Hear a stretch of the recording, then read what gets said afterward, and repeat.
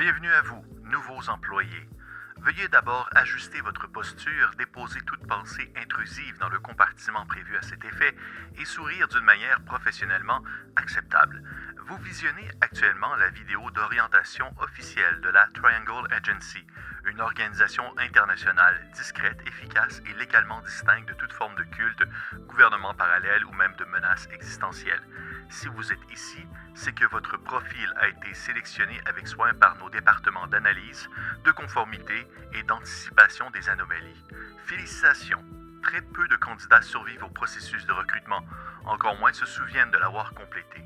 Au cours des prochaines minutes, nous vous présenterons la mission de l'agence, vos responsabilités de terrain ainsi que les procédures recommandées en cas d'anomalie, de distorsion de la réalité, de fusion émotionnelle avec un concept abstrait ou de réunion d'équipe obligatoire. La Triangle Agency protège l'humanité, la Triangle Agency vous protège, et en retour, nous vous demandons simplement votre temps ainsi qu'une certaine souplesse quant à la définition du mot « normal ». Encore une fois, bienvenue parmi nous. Veuillez ne pas quitter la salle avant la fin de la vidéo. Et oui, bonjour, bonsoir à la communauté de Co-Critique. On se retrouve aujourd'hui pour une présentation. Présentation bien spéciale, un jeu qui, oh mon Dieu, est dans mes cartons depuis un certain temps, et dans mon étagère depuis un certain temps, et je devais le présenter éventuellement, mais je cherchais le bon moment, mais c'est le voici, le voilà, parce que c'est un jeu qui en demande beaucoup mentalement, moralement, physiquement même, je dirais, pour le meilleur et pour le pire, mais surtout pour le meilleur, disons-le ainsi. Et je parle, bien entendu, de Triangle Agency. Triangle Agency, ou l'agence Triangle, je pense pas que ça va être traduit comme ça en français, mais c'est un jeu de rôle, d'enquête surnaturelle et d'horreur corporative dans laquelle les personnages, en fait, sont des agents de terrain qui travaillent pour une immense organisation qui se nomme la Triangle Agency. Le jeu a été conçu par Caleb Zane Youth ainsi que Shern Island et publié chez Haunted Table Games. C'est pas mal leur seul jeu, leur gros produit. Si jamais vous êtes curieux, je vous encourage à aller jeter un coup d'œil à un peu le cheminement qui a mené à la publication du jeu, à son financement. Ça a été tout qu'un exercice et c'est vraiment très intéressant à suivre parce qu'ils ont tout mis les œufs dans le même panier et ils ont espéré que ça fonctionne et ça a fonctionné, ça a donné quelque chose d'absolument unique et ce bel ovni justement que je tiens dans mes mains, la version anglaise, aura prochainement une version française qui va être en financement participatif chez Res Dead Edition, une boîte étroitement liée à la maison de publication Dead Crows. Et en fait, même qu'au moment d'écouter cette vidéo, le financement est déjà lancé, ou peut-être même terminé. J'espère pour vous qu'il est encore en cours. Alors je vous encourage fortement à foncer vers la description de la vidéo pour aller visiter la page de financement en question. Et si vous souhaitez en savoir plus, eh bien, je vous explique le nécessaire juste ici. Ainsi, dans Triangle Agency, on se retrouve à mi-chemin entre l'enquête paranormale, la satire bureaucratique, l'humour noir ainsi que l'horreur existentielle. Pour celles et ceux qui m'écoutent avec la vidéo, vous pouvez voir que je tiens dans les mains une immense mallette qui est en fait une boîte, la Normal Briefcase, donc la mallette tout à fait normale, qui contient l'ensemble de ce que le jeu a sorti jusqu'à présent. Dans Triangle Agency, les personnages ne sont pas des héros traditionnels, ce sont des employés d'une corporation tentaculaire qui doivent justement identifier, étudier, neutraliser et capturer des anomalies. Les anomalies, c'est un peu comme des phénomènes surnaturels capables de déformer la réalité, mais l'agence ne fait pas ça par pur altruisme. Son objectif n'est pas seulement de protéger le monde, mais elle cherche aussi à comprendre, contrôler et même monétiser l'étrange. On pourrait un peu résumer l'ambiance du jeu comme un mélange entre Control, le jeu vidéo, si jamais vous avez déjà joué, X-Files, la série, Office Space, le film, Severance, la série, Paranoia, le jeu de rôle, ainsi que même un petit peu de Ghostbusters, puisque vous devez capturer, bien entendu, les anomalies. Les agents disposent d'équipements spécialisés qui leur permettent d'enquêter sur les phénomènes impossibles et doivent composer avec une organisation qui transforme l'absurde, l'horreur et la bureaucratie en procédures internes absolument indigestes. Ce qui distingue vraiment, on va dire, Triangle Agency, c'est le ton corporatif du livre. Le livre de base n'est pas écrit comme un manuel de jeu de rôle traditionnel, mais comme vraiment un document interne à l'agence. Il s'adresse directement aux joueurs comme s'ils étaient eux-mêmes des nouveaux employés. C'est très méta, c'est très méta à la lecture.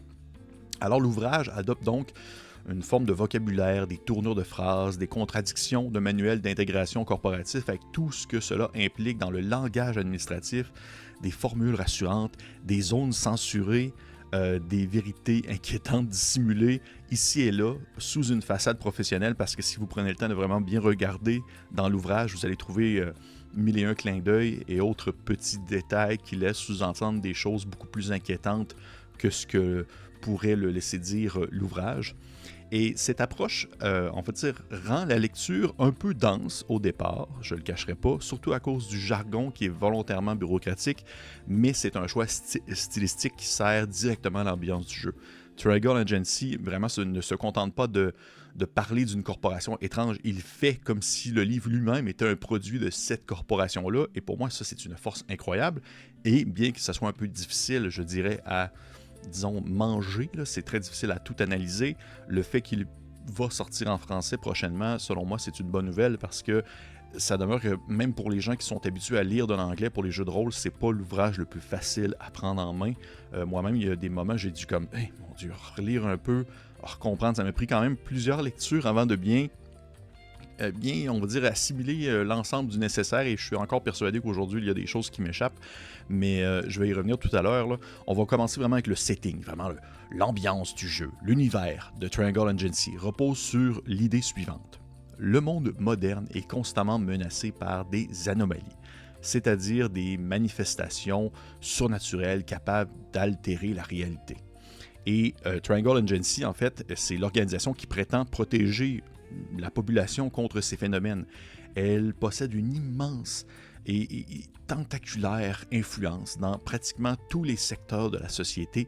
Elle intervient lorsque la réalité se fissure, lorsque des objets impossibles apparaissent, lorsque des créatures surnaturelles émergent ou lorsque même des événements absurdes commencent à contaminer le quotidien. Mais l'agence n'est pas une organisation bienveillante. C'est un peu ça aussi au sens classique de qu'on pourrait imaginer. C'est pas dichotomique, loin de là. Elle est froide, opportuniste, profondément corporative. Elle veut stabiliser, oui, la réalité, mais aussi garder le contrôle sur ce qui la menace. Elle cherche un peu comme à avoir le monopole sur l'étrange. Et vos personnages en font partie, parce que vos personnages, eh bien, oui, vous enquêtez sur les phénomènes paranormaux, les phénomènes étranges, sauf que vous êtes également aussi en quelque sorte un être paranormal. Vous devez comprendre l'origine d'une anomalie, déterminer ce qui la nourrit, réduire son influence, tenter de la capturer ou même de la neutraliser. Les anomalies qui sont capturées sont ensuite transférées dans la voûte, qui est un lieu central dans l'imaginaire du jeu, qui est un peu l'endroit où tout est caché, et c'est aussi le nom que porte un des suppléments du jeu, celui qui propose plusieurs scénarios mis en contexte, des aventures qui sont, ma foi, absolument incroyables. Il y en a beaucoup là-dedans que j'ai beaucoup aimé. Je vais en revenir tout à l'heure, je vais en montrer un exemple même. Les anomalies, en fait, ne sont pas de simples monstres ou des fantômes. Ce sont vraiment pas comme juste le Wendigo, ou même non plus, c'est pas dans un contexte un peu SCP, là. Vraiment quelque chose de très un peu étrange, mais très moderne à l'ère numérique, là, genre une créature qui se déplace d'un magnétophone à un autre. Non, c'est autre chose. C'est des ruptures de la réalité. Elles naissent comme un désir, une obsession. Elles naissent d'une peur, d'un conflit qui prend forme dans le monde dans lequel on vit. Et plus elles influencent les personnes autour d'elles, plus elles deviennent puissantes et concrètes. Et une mission ainsi typique demande aux agents d'explorer un lieu, d'interroger des témoins, de comprendre les liens entre l'anomalie et son environnement. Vous comprenez alors que le jeu valorise davantage l'enquête, la compréhension ainsi que la manipulation de la situation en cours plutôt que le simple affrontement direct. Ça peut arriver dans certains contextes selon le type de personnage que vous jouez, parce que les personnages qui sont un peu plus enclins à avoir certaines formes de capacités, disons, plus agressives, mais de manière générale, c'est vraiment pas, disons, le genre de situation qui va se régler avec un simple zappement d'une arme télescopique ou d'un pouvoir mental incroyable. Bon, ok, on comprend qu'une anomalie, ça peut jouer sur la réalité, ça peut provenir des pulsions les plus intenses de l'homme, mais concrètement, qu'est-ce que ça peut faire, quelle forme ça peut prendre, je veux dire, qu'est-ce que ça mange en hiver. Un exemple que j'aime bien, c'est celui qui est disponible justement dans l'ouvrage de Vault, qui est un compendium de missions officielles publié par Haunted Table Games. C'est 12 missions très différentes les unes de l'autre, avec des thèmes très différents. Il y en a qui sont très intenses, très violentes, et d'autres qui sont un peu plus comiques, loufoques. Mais il y en a une dans l'eau que je trouve qui, et sans être trop étrange, justement, je trouve qu'un peu, elle vient en quelque sorte rejoindre les deux ponts là, entre le absurde corporatif et l'horreur très viscérale. C'est Dead Quiet. On est vraiment plus dans l'ambiance, dirais-je, justement, SCP, backroom, espace liminal et tout ce que ça implique. Dans Dead Quiet, il y a une résidente d'un condo qui se nomme Kay Renfield qui devient obsédée par le bruit nocturne autour de son habitation. Ça l'empêche de dormir, ça fait du bruit, tu sais, le petit bruit, là, les mouches l'été, les grillons, les oiseaux, les chiens qui jappent, les gens qui marchent, les passants qui s'engueulent. Et à force de frustration et de désir de contrôle de vouloir faire taire ce bruit, il y a quelque chose qui finit par répondre à son souhait. Une anomalie qui résulte, en fait, qui incarne l'idée d'une paix obtenue par le contrôle absolu. Et l'anomalie ainsi se crée, devenant une créature absolument horrible. Elle élimine d'abord les sources technologiques de bruit, puis s'attaque aux personnes elles-mêmes. Elle enferme ses victimes dans un espace où aucun son ne peut exister, jusqu'à supprimer même les sons vitaux comme le battement d'un cœur. Et c'est exactement ce type d'horreur que Triangle Agency propose, c'est-à-dire une idée simple à la base, presque quotidienne, mais qui est poussée jusqu'à un extrême, jusqu'à une conclusion surnaturelle et terrifiante. Le jeu fonctionne alors sur un contraste constant. D'un côté, on a l'absurde corporatif, les formulaires, les procédures et les slogans, et de l'autre, les phénomènes horribles, intimes et profondément déstabilisants. Et ça, c'est un point que j'ai trouvé vraiment très intéressant dans le thème, parce que ça reste que c'est très intime, parce que les anomalies proviennent souvent de quelque chose de refoulé, quelque chose de, disons quelque chose qui doit être exprimé, des désirs enfouis, on va dire des traumatismes qui proviennent du passé. Il y a quelque chose de foncièrement très social dans ce jeu-là, et ça, c'est un élément que j'ai vraiment beaucoup aimé dans les aventures que j'ai lues, alors qu'il y a souvent justement un lien à faire entre l'anomalie qui se présente et sa source, qui est souvent quelqu'un qui a subi, on va dire, quelques torts, soit dans son quotidien actuel, soit dans son passé, ou qui lui-même ressent un besoin on va dire, de donner du tort aux autres. Côté système de jeu, Triangle Agency est relativement assez simple, dans l'idée où on lance souvent le même type de dés, la même quantité, la fiche de personnage est assez simple à comprendre, mais le jeu gagne en complexité au fil de la partie, d'une manière assez intéressante et assez originale, vous allez comprendre. Le jeu utilise naturellement, on va dire, le dé le plus triangulaire qu'il soit, le D4. C'est vraiment ce dé-là que vous allez lancer le plus souvent du temps. Lorsqu'un personnage tente une action incertaine, il va lancer 6 D4. Les résultats de 3 sont importants puisqu'ils servent à déterminer la réussite d'une action. Le système est construit autour d'une tension entre la stabilité et le chaos. Lorsque les agents agissent, échouent ou provoquent des conséquences, les anomalies peuvent accumuler des points qu'on nomme le chaos, et le maître de jeu, qui dans le contexte de Triangle Agency se nomme le General Manager, utilise ensuite ces différents points pour introduire des complications, des obstacles ou des effets surnaturels. Et une particularité assez importante du jeu, c'est que tous les personnages, en fait, vont lancer essentiellement le même nombre de dés, 6 des 4. La différence entre agents ne vient donc pas vraiment d'une longue liste de compétences chiffrées, mais plutôt certains éléments associés à leur identité. Ils ont 9 qualités qui peuvent en fait être associées aux différents agents. Il y a l'attention, la duplicité, le dynamisme, l'empathie, l'initiative, la persistance, la présence, le professionnalisme et la subtilité. Ces qualités-là permettent d'obtenir des ressources, qu'on nomme des assurances qualité, qui peuvent être dépensées pour transformer certains résultats en réussite. Mettons que vous lancez, que vous n'avez pas de 3, parce que l'objectif c'est d'avoir des 3 sur vos D4, eh bien il y a des points que vous pouvez dépenser selon le type d'action que vous faites pour pouvoir augmenter le dé d'une face pour peut-être obtenir un 3, transformer en fait un échec en réussite. Mais lorsqu'une qualité est épuisée, parce que ce sont des points que vous dépensez provenant de vos qualités, eh bien les jets associés deviennent de plus en plus risqués et peuvent affecter votre personnage, on va dire lui créer une certaine forme de surmenage, de burn-out, il va être fatigué par son travail. Le système reste donc assez accessible, mais c'est plus une gestion de ressources, majoritairement, plus que des jets de dés. Les jets de dés viennent vraiment lorsqu'il y a un certain niveau d'incertitude dans l'accomplissement d'une action. C'est souvent lorsque les personnages vont vouloir, en fait, c'est surtout lorsque les personnages vont vouloir utiliser leur capacité surnaturelle. Mais pour le reste, c'est majoritairement une gestion de ressources et c'est pareil du côté du meneur de jeu, avec ses points de KO qu'il peut dépenser pour pouvoir causer des effets en lien avec les anomalies qui sont en cours dans la partie. La création de personnages repose sur le système Hark qui correspond à 3 dimensions fondamentales: l'anomalie, la réalité et la compétence. L'anomalie représente l'entité surnaturelle qui est liée au personnage, parce que oui, vos personnages, ils savent faire des choses en lien avec l'anomalie. Avant de devenir agent, le personnage a été touché par le paranormal. C'est précisément ce lien qui le rend utile aux yeux de l'agence, aux yeux de Triangle Agency. Cette connexion lui donne des pouvoirs puissants, mais ça peut avoir ses contre-coups, et le personnage va donc travailler pour l'agence pour toujours, à moins de devenir lui-même quelque chose que l'agence va vouloir enfermer éventuellement. Vous n'allez pas pouvoir démissionner. Vous êtes touché par une anomalie, eh bien vous allez rester au sein de l'agence. Et les capacités paranormales qui sont offertes par, on va dire par le jeu sont assez particulières. On est très loin du classique je lance des lasers par les yeux ou je vole dans les airs. Là. C'est souvent plus des tordre la réalité, transformer, on va dire, même le temps, ralentir le temps, changer on va dire, quelque chose de faux en quelque chose de vrai, ou même littéralement faire disparaître quelque chose comme si ça n'avait jamais existé. Il y en a vraiment plusieurs.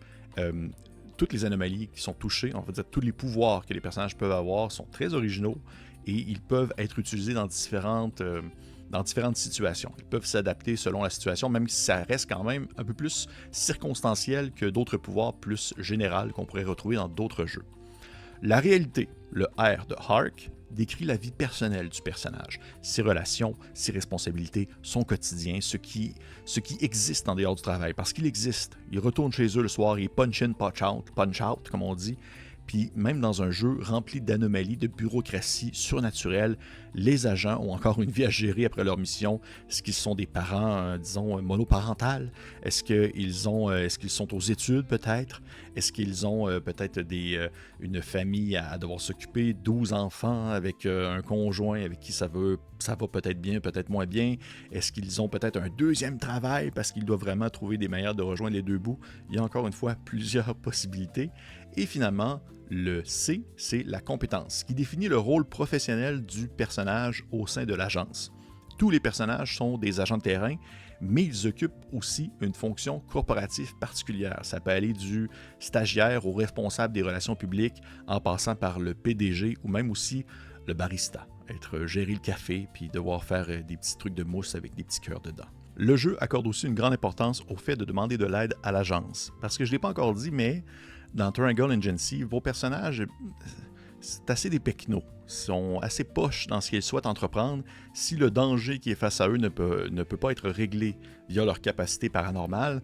Eh bien, ils ne peuvent pas vraiment accomplir beaucoup de choses. Et lorsqu'un personnage veut accomplir quelque chose qui dépasse ses moyens, eh bien, il peut demander à l'agence de modifier la réalité. Et cet aspect du jeu, ça donne au personnage un pouvoir énorme, presque absurde, mais ce pouvoir ne vient pas vraiment du personnage, il vient de l'institution. Et ça, c'est un des points qui est vraiment intéressant dans le système de jeu, parce que c'est comme s'il y a un deuxième niveau en termes de pouvoir et de possibilités, mais en soi, c'est plus le maître de jeu qui a un certain contrôle sur ces derniers, alors que le personnage, oui, peut avoir une certaine influence parce qu'il peut se sentir reconnaissant envers l'agence. Il peut vraiment être vraiment reconnaissant du fait de pouvoir accomplir des choses absolument impossibles que l'agence vient modifier la réalité pour lui. Au contraire, il peut se rebeller contre cette forme de dépendance face aux capacités de l'agence ou contre le fait que ses propres capacités semblent être toujours encadrées, récupérées, neutralisées par une certaine structure corporative. Plus la partie avance, plus vos personnages se rendent compte qu'ils sont assez limités puisque l'agence contrôle leurs faits et gestes, peut vraiment peut-être même neutraliser leur capacité, qui sait, ça reste à découvrir selon, on va dire, le contexte de jeu. Et le jeu contient une importante section. À ce point-là, j'en ai fait mention tout à l'heure un peu, là, le jeu a une section de contenu secret. Vers la fin, en fait, quand même plusieurs pages là, qui sont appelées le Playwall. Le Playwall, c'est au fil de la campagne, les joueurs vont débloquer des nouvelles règles, des nouveaux pouvoirs, des objets, des révélations et des informations cachées sur le monde qui les entoure ou sur l'agence elle-même. Et c'est vraiment comme plus d'une centaine de pages de matériel secret débloquable au fil du jeu. Et cette idée-là, ça fait vraiment penser à un jeu de Legacy où les règles évoluent au fil de la partie. Ça rend la campagne vraiment excitante parce que chaque joueur peut découvrir des nouvelles informations différentes et voir son personnage évoluer de manière vraiment unique à mesure qu'on prend des décisions. Mais en revanche, c'est une structure qui peut devenir un peu lourde à gérer. Il y a beaucoup de textes, beaucoup de règles, on dirait peut-être qui sont contre-intuitives ou qui peuvent aller à contresens d'une autre règle, et beaucoup d'éléments à suivre, ce qui peut demander un investissement assez important autour de la table. Et aussi le fait que ça soit une forme de play wall, ça peut aussi cacher un peu... pas cacher, mais ça peut un peu limiter le plaisir sur le long terme, alors que vous prenez conscience un peu de ce qui est caché dans ces pages-là. Vous allez le savoir pour les prochaines parties. Moi, ça me dérange pas. Je suis le genre de personne que ça ne lui fait pas un pli dans le front, mais je sais que pour certaines personnes, le fait de connaître un peu les secrets et de voir l'arrière du décor pour de futures campagnes, ça vient limiter le plaisir, mais moi, ce n'est pas le cas. Face aux immenses pouvoirs des personnages, le rôle du meneur de jeu est assez particulier.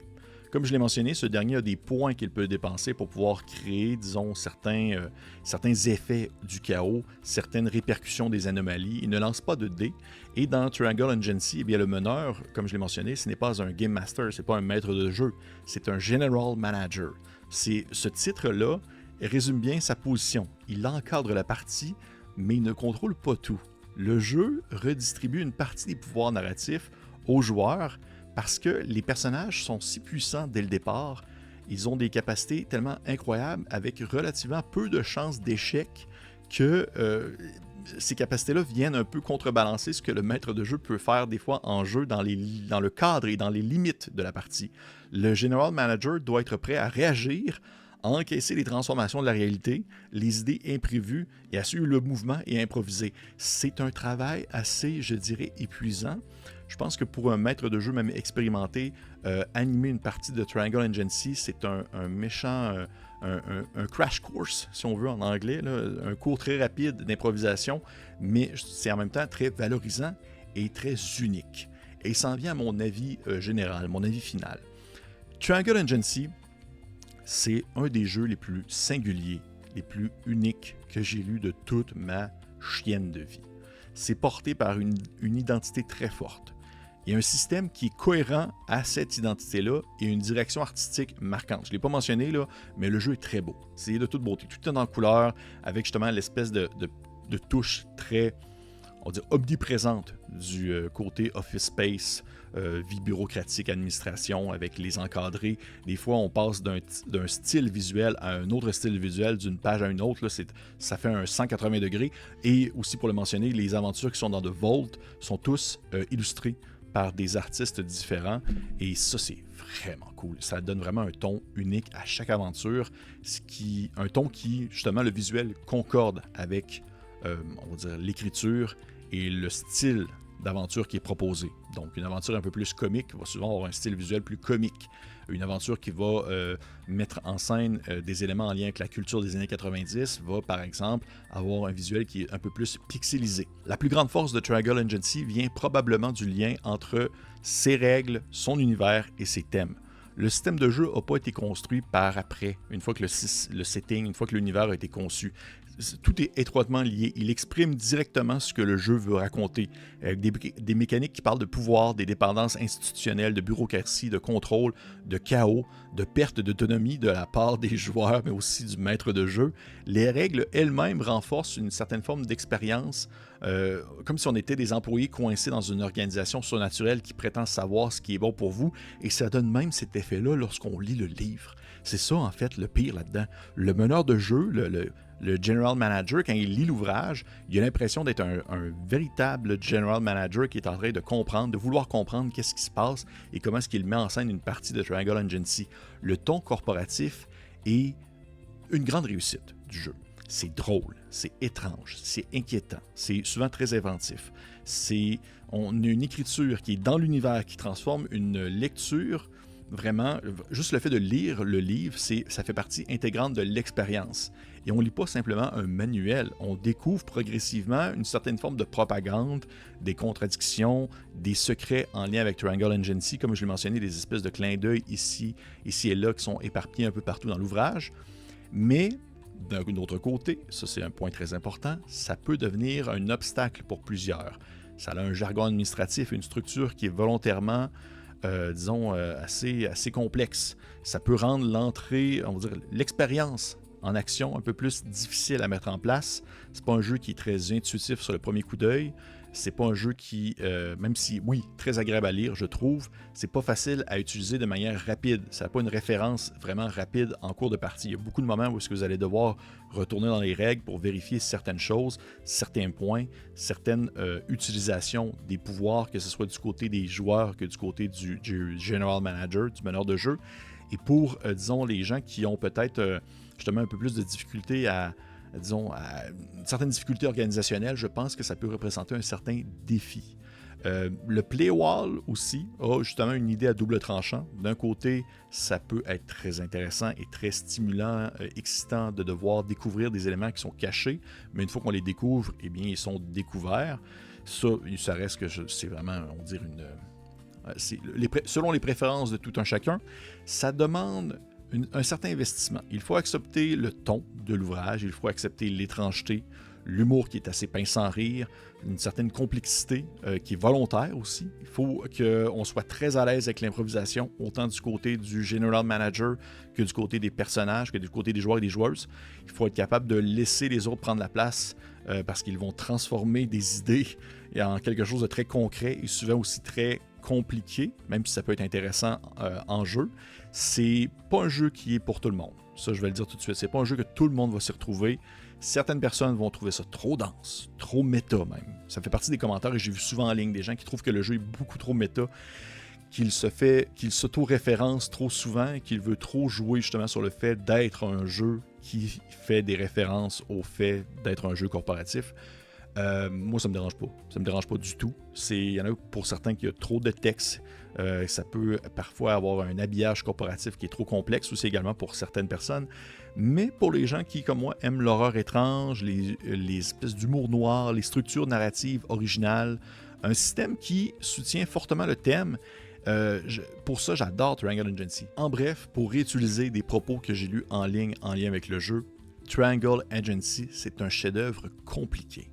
C'est brillant, c'est dense, c'est drôle, c'est inquiétant, mais ça peut être très difficile d'accès. C'est pas un jeu qui va plaire à tout le monde et c'est bien parfait comme ça, même que je dirais que c'est très, très clivant.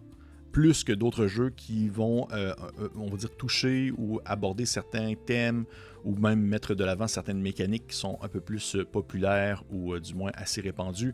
Triangle Agency, il fait un 180 degrés à ça, il va à l'opposé. Non seulement vous êtes dans un contexte de jeu qui a aucun maudit bon sens de manière positive, mais vous allez que lancer des D4. La majorité du temps, vous allez échouer ce que vous souhaitez entreprendre. Vous devez demander de l'aide au maître de jeu ou du moins à l'agence de prendre en charge certaines actions afin de réussir ce que vous souhaitez faire. Vous allez transformer le jeu, le déroulement de la partie parce que vos pouvoirs ont des répercussions qui sont tellement immenses. Vous allez découvrir des nouvelles capacités à mesure que le jeu va avancer, des capacités qui sont cachées dans une section que vous n'avez pas le droit de lire avant de les découvrir. Ça va partout. Et pour ça, pour moi, justement, ça se mérite l'attribution de chef-d'œuvre. On dirait que je l'ai dit souvent dans les derniers temps, parce que j'ai fait une vidéo aussi sur Mythic Bastion-Land, mais je le crois sincèrement. Triangle Agency, c'était dans mes coups de cœur de 2025 parce que, même si c'est vraiment pas dans le type de jeu habituellement que j'apprécie, je dirais beaucoup, celui-ci est venu taper vraiment direct dans le mille. C'est tellement unique et il réussit quelque chose que peu de jeux ont réussi à faire. Et il me donne le goût de le jouer tel quel. Parce que ça va ensemble, c'est un tout. Le système de règles avec les mécaniques de jeu et, on va dire, le contexte, ce qu'on joue, ce qu'on incarne avec l'utilisation des D4, tout ça, c'est un gros bouillon homogène qui ne peut pas vraiment être dissocié. Et j'ai l'impression que si vous souhaitez prendre Triangle Agency et l'adapter avec un autre système de jeu parce que vous n'êtes pas friand du D4 et vous souhaitez avoir un peu plus de capacité ou de possibilités, mais de jouer dans l'univers de Triangle Agency, j'ai l'impression que vous allez peut-être perdre un peu de la magie. Si vous êtes un tant soit peu curieux, ce jeu-là mérite clairement votre attention. Si vous êtes du genre à vouloir découvrir des nouvelles choses et, on va dire, ouvrir vos horizons à des nouvelles possibilités en termes de jeu de rôle, en termes de plaisir ludique, Triangle Agency mérite amplement votre attention. C'est magique. C'est incroyable. Ça vient, on va dire, me me faire bouillonner l'esprit d'idées, même si parfois ça m'inquiète sur comment est-ce qu'une partie pourrait se dérouler. Mais j'en dis pas plus. Si vous souhaitez en savoir davantage, sachez qu'il y a le kit d'initiation qui est disponible, déjà traduit en français, que vous pouvez aller télécharger. Je vais mettre le lien dans la description de cette vidéo. Je serais curieux de savoir, vous, de votre côté, qu'est-ce que vous pensez de Triangle Agency? Est-ce que ça vous tente? Est-ce que ça vous branche? Est-ce que vous avez le goût de l'essayer? Est-ce que vous l'avez déjà essayé? Est-ce que ça a été un franc succès? Est-ce que ça a été un échec retentissant? Ça se pourrait, puis ça serait correct aussi. Hein. Comme je l'ai dit, c'est unique en son genre. Mais le simple fait que ce jeu-là arrive en français est pour moi une incroyable, disons, une belle surprise, parce que ça vient vraiment déboussoler, ça vient complètement changer en quelque sorte, ou du moins ça vient sortir du lot de ce qu'on pourrait voir présentement dans le monde ludique, autant en anglais qu'en français. C'est unique, unique, unique. Okay. Hey, dites-moi tout ça, je serais curieux de le savoir. Pour les autres, bien entendu, si ce n'est pas fait, un petit pouce vers le haut, un petit commentaire si vous avez des questions. Est-ce que vous aimeriez en savoir davantage? Et pour les autres, on se dit à la prochaine.